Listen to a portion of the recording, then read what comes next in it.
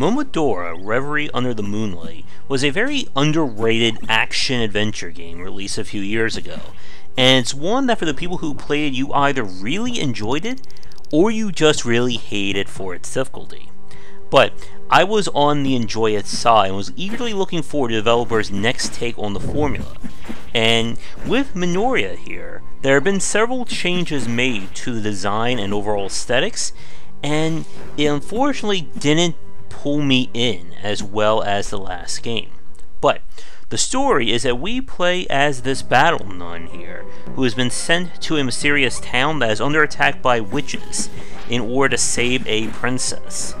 And of course, shocking conspiracies and evil things will be revealed.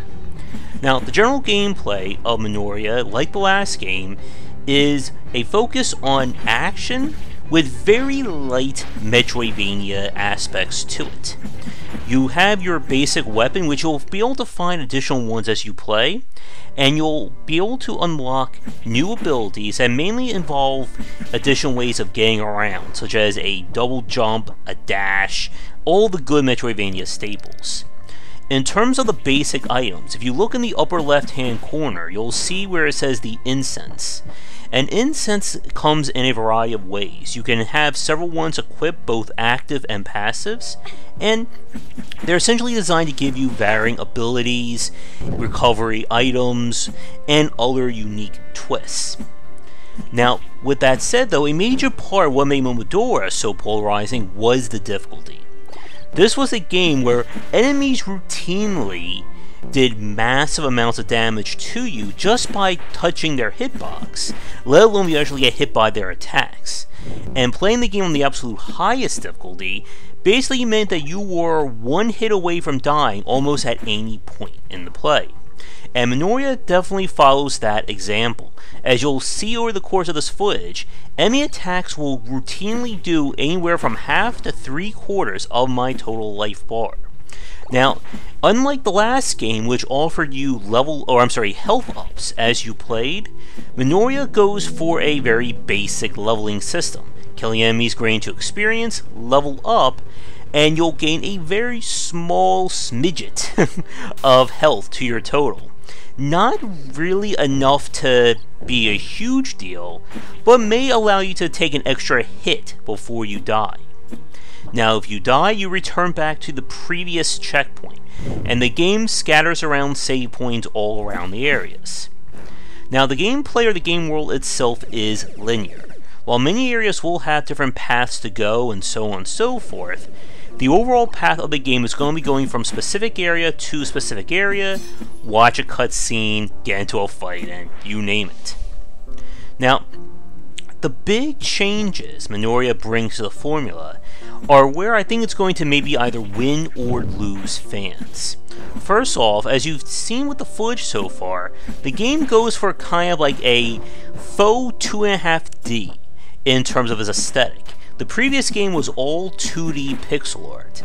This looks like the characters have a little bit more definition to them, but the graphics aren't, I think, as striking as they were back then. In terms of combat, you've lost your standard bow attack from the last game as well as your leaf, and instead range attacks are used via your incense, and you'll gain a few special abilities, as we said, with the upgrades. Now, a new twist on the combat is that every enemy has a stagger bar. That is the meter that's below their health. When the meter fills up all the way, the enemy will get staggered for a split second and will take additional damage. The game also talks about kind of being able to overkill an enemy by doing more damage beyond their health total, which in turn will grant you more experience. Now, another thing that you may or may not see in this play, I don't know where the footage of it is the ability to parry attacks.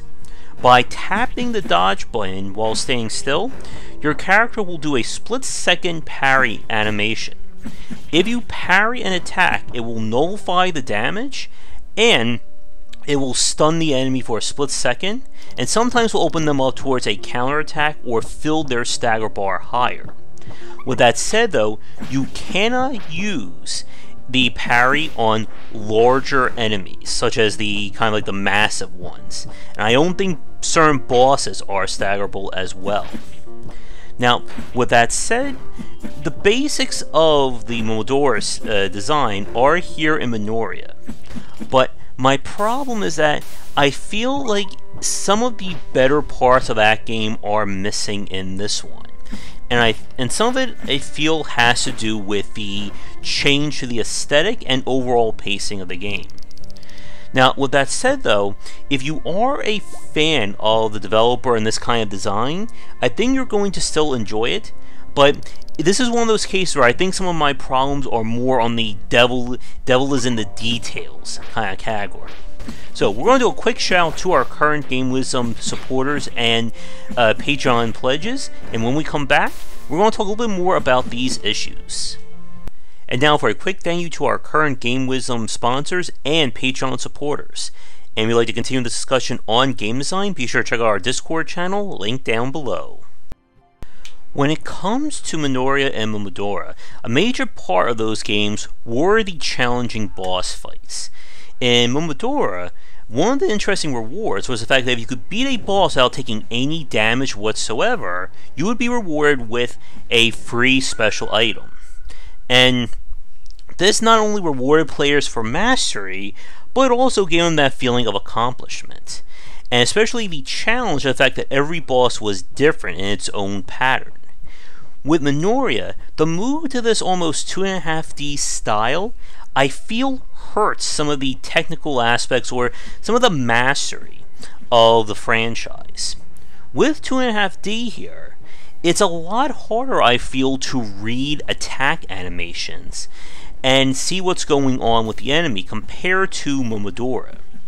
In Momodora, while the characters still had very basic frames of animation, it was still very easy to spot when attacks were coming from, when the enemy was going to do something, so on and so forth. In this game, there are plenty of times that it felt like it was a lot harder to read these enemies. Another thing you probably have noticed is when you're attacking, the game tends to fill the screen with little visual effects, lighting, shaking, and so on. And this can make it even harder to kind of spot when an enemy is attacking. One of the things that the game added is that sometimes if you've seen a kind of a radial or a circle will emanate out of an enemy to indicate they're about to attack, and it can be very hard to time that to the parry. Although after this recording, I did get much better at it. But with that said though, the game doesn't feel as refined in terms of combat compared to the first game. And the first game was already pretty hard as is. With this one, I think another very strange exclusion is the fact that there are no difficulty settings, at least not from what I could see at the beginning. Maybe they'll add that in with a patch, I don't know. But the first game had, I believe it was 3 settings. You had the easy one that pretty much lowered enemies' attacks down to what we would see in other games, making it very easy. Normal being the standard experience, and then the hard mode, or the most challenging one, being almost the one-hit kill. For Minoria here, it feels kind of between normal and hard in terms of its balance, which, if you're a fan of the franchise, shouldn't faze you all that much.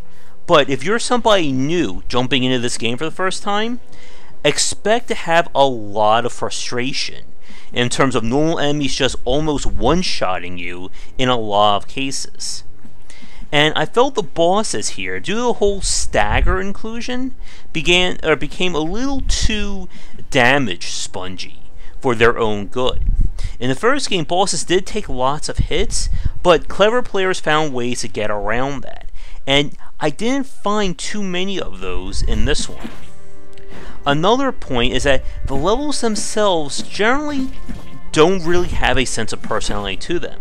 And this was a similar complaint to some extent in Momodora, that there really wasn't a lot that made each area its own unique thing. Yes, you'll fight a few different enemies and things like that, but it never got to that same level that we see in other Metroidvania or action-based games. And the title started to get a little bit repetitive because of that. while there are secrets and things to go for, I don't know if what's here is going to invest the player enough to retread previous areas and look for those very strange upgrades. Now, to begin to wrap things up, overall, while I may be coming down on Minoria, especially since I love Momodora so much, it's again one of those cases like the Soul series, that you have such a highly tuned form of gameplay that any little issues you have with it just feel magnified tenfold. But even a bad version of this, and this is definitely not a bad version, would still be something worth your time if you're looking for more of that hardcore action-adventure gameplay. So, if you're interested, I would say definitely check it out if you don't mind the difficulty. And be sure, if you are new, definitely check out Momodora Reverie Under the Moonlight, because I felt that one was a little bit more, I think, well-designed than this one. But I would like to thank developers for giving me a press key to look at it, and if you let me tackle your game in the future, please don't hesitate to get in touch. Check back for daily discussions on game design here and on game wisdom, where we examine the art and science of games. Be sure to check out our Discord channel linked down below, and I will see you all next time for another great discussion on game design. If you're looking for a book on design, my first title, 20 Essential Games to Study, is out now. It is available where most books are sold, and it comes in paper, hardcover, or digital copies. This is the perfect book for anyone interested in learning about game design, whether you are a student, enthusiast, or just a fan. Thanks for watching the video. If you enjoyed things, be sure to do all the liking and subscribing that the kids are doing these days. Check out our Discord channel linked down below where we hang out and chat game design, and come back later tonight for our regular streamings. But that's it, and tune in for more great content here and on Game Wisdom, where we examine the art and science of games.